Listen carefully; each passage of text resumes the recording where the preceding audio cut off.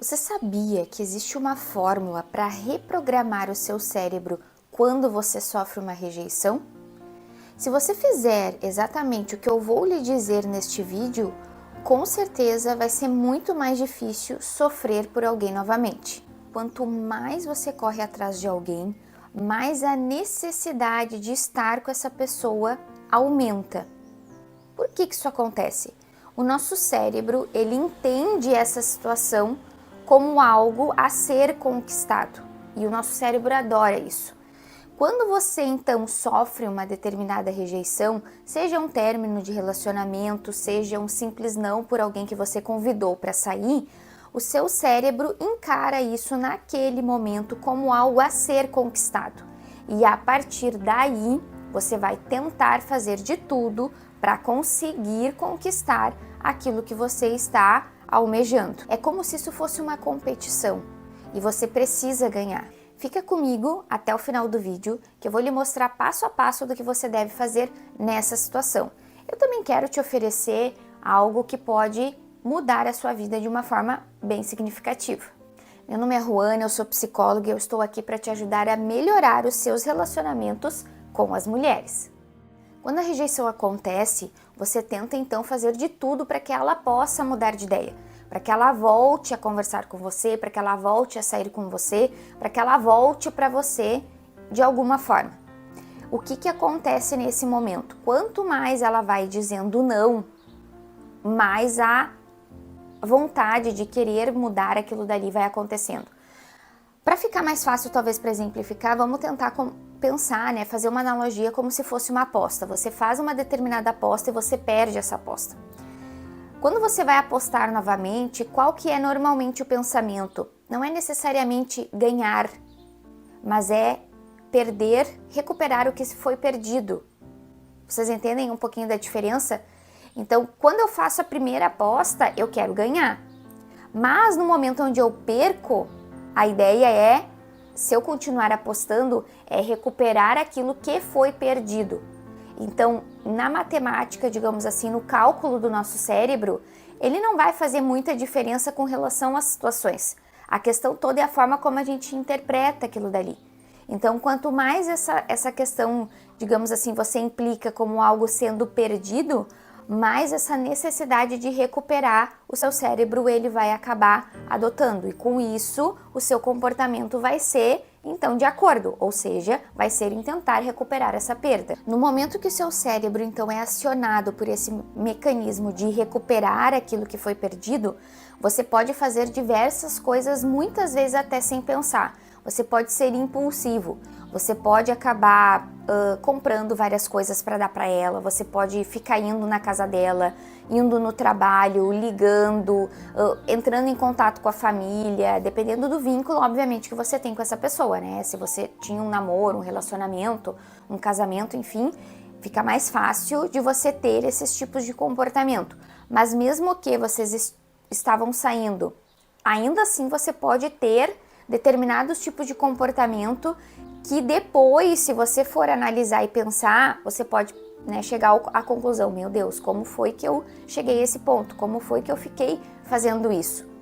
Por quê? Porque justamente, então, essa interpretação de recuperar algo que perdeu é como se você se cegasse naquele momento. Você quer tanto recuperar aquilo que literalmente é como se você ficasse cego e você não conseguisse pensar de uma forma natural, raciocinar o que está acontecendo, se isso realmente é legal, se isso é vantagem ou não é vantagem.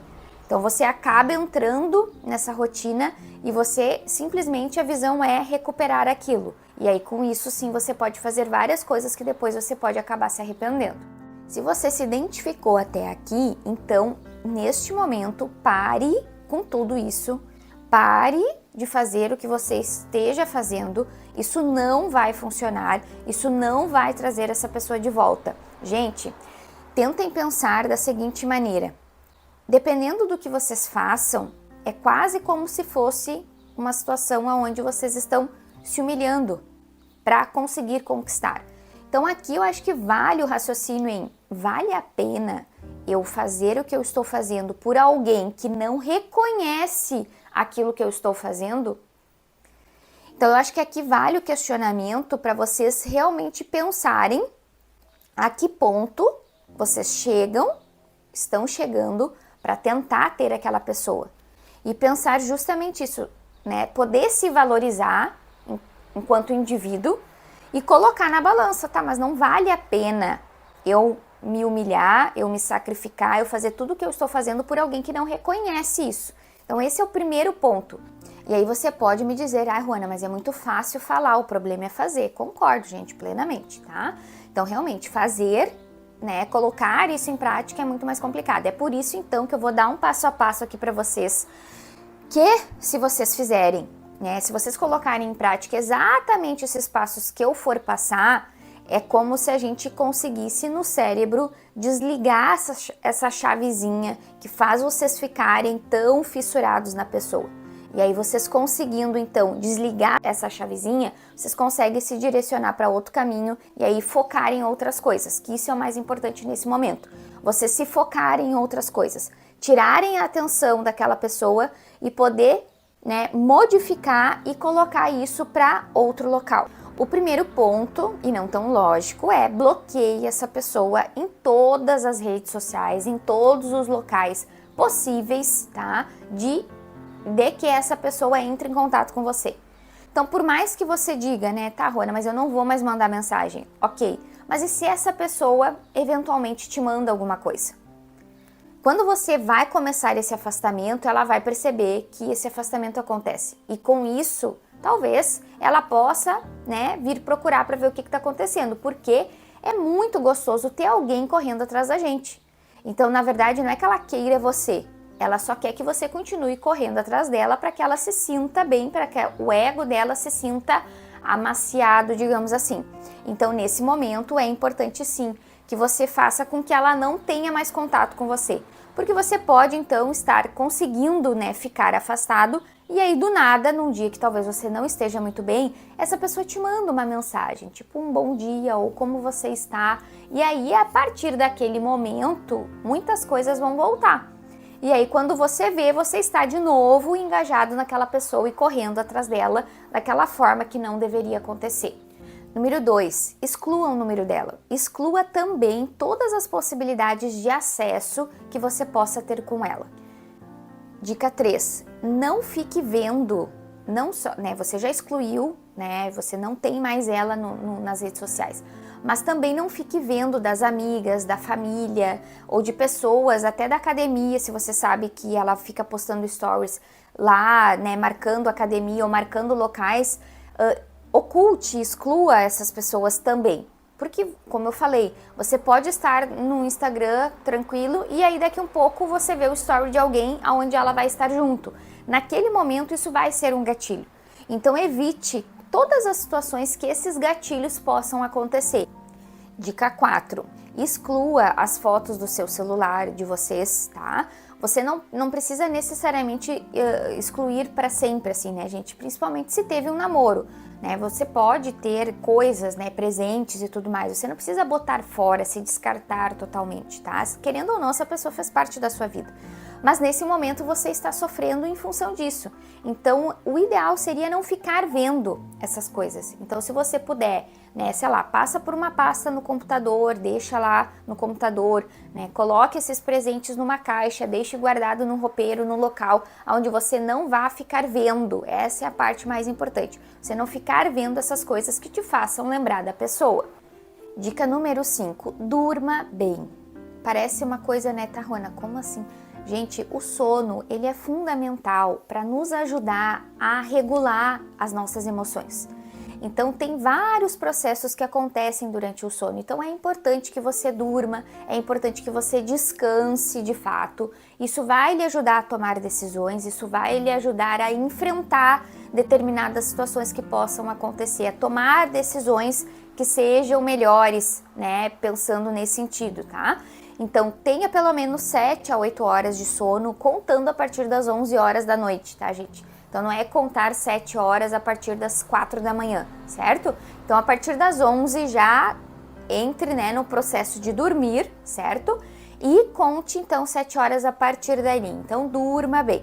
Dica 6. faça atividade física. Se você não faz, comece a fazer coisas que você gosta, tá?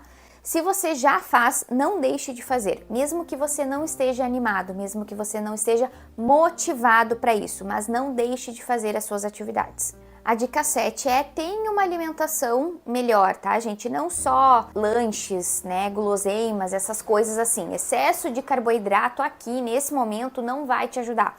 Então, tenha uma alimentação melhor. Dica 8 vai para as substâncias psicoativas. Então, evite, tá, beber, certo?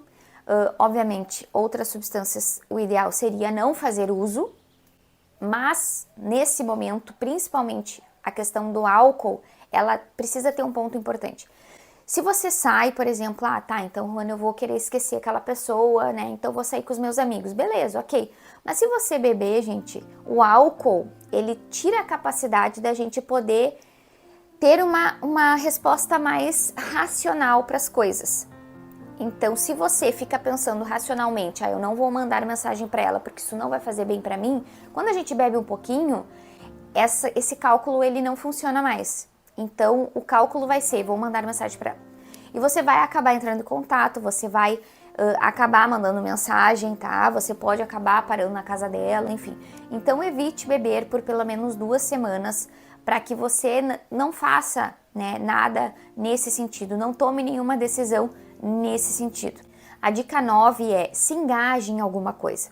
Tente fazer algo, se detenha a sua atenção em algum projeto novo. Pode ser algo que você tinha vontade de fazer e até mesmo talvez ela nunca quis, ela nunca permitiu, ela nunca gostou, nunca se interessou. Então se engaje nisso, se engaje em novos projetos. Ocupe a sua cabeça com novas coisas, com novas tarefas. Você precisa, nesse momento, gente, se distrair. Não ficar só mexendo no celular, o celular ele aumenta a nossa ansiedade. Então, tente se distrair, se desligue um pouco mais dessas coisas e tente se engajar em novos projetos. Fazendo tudo isso, então, em pelo menos 2 semanas, você vai perceber que vai ter uma diferença muito significativa. Então, antes você não conseguia pensar em outra coisa, você não conseguia fazer as suas atividades, você talvez não conseguia se alimentar direito, você não conseguia dormir direito. Se você começar a fazer todos esses passos que eu passei, em pelo menos 2 semanas, eu tenho certeza que você vai sim começar a perceber uma diferença e você vai ter a interpretação de que aquela pessoa nem é tão importante assim na sua vida. E aí, aqui, nesse momento, então, você pode até começar a pensar em se relacionar com outras pessoas. Então, se relacionar com outras pessoas também é interessante, para você perceber que existem outras pessoas no mundo e não somente aquela. Mas é importante primeiro fazer esses passos, gente, que vamos tentar imaginar essa pessoa, tá? Como se fosse um processo de desintoxicação. É quase como se você fosse limpar o seu organismo dessa pessoa. Por isso que eu falo reprogramar o cérebro. Então você precisa literalmente tirar essa pessoa de dentro de você, digamos assim, para poder focar em outra pessoa. Senão, qualquer pessoa, pode ser a mulher mais linda que existe, a mais interessante, você vai ter dificuldade de conseguir efetivamente ter interesse por ela, porque você ainda está intoxicado daquela pessoa. Então, primeiro a gente precisa passar por esse processo de desintoxicação para que o seu cérebro mude a forma de pensar. E aí, mais limpo, mais claro, ele consegue então focar em outra pessoa, ele consegue focar em outras atividades. A dor, gente, que os relacionamentos podem causar, isso é meio que inevitável. Por quê? Porque a gente não tem o controle da outra pessoa. A gente não pode controlar a forma como a outra pessoa vai nos tratar. Então isso é uma coisa que a gente não pode tentar mudar nas pessoas. O único poder que a gente tem é mudar o nosso comportamento, é mudar a nossa forma de pensar, é mudar as pessoas na qual a gente se relaciona. Então tentem pensar dessa forma, tá? A dor nos relacionamentos, de uma certa forma, ela é meio que inevitável, tá? É difícil a gente conseguir não ter algum tipo de dor em função dos relacionamentos. Mas o sofrimento em si, gente, aí ele já pode ser evitável. Ou seja, o sofrimento em função dessa dor, ele aí pode ser uma escolha. Então você não precisa ficar escolhendo sofrer. Por isso que eu trouxe essas dicas para que você possa então entender que existem outras alternativas. Você não precisa ficar engajado nesse sofrimento. Então, qual que é a sua escolha nessa situação? Você deseja continuar sofrendo ou você deseja não sofrer mais? Eu desenvolvi então um guia, que seria o guia do primeiro encontro, com videoaulas, para te ajudar então a se tornar um homem mais seguro, a saber então como chegar até o ponto do primeiro encontro. Dessa forma então você vai conseguir se sentir mais capaz, mais seguro com relação à parte da conquista. Para você que deseja então chegar naquela mulher, mas talvez não se sinta tão capaz, o guia do primeiro encontro vai te ajudar a chegar até essa mulher que você está desejando há tanto tempo.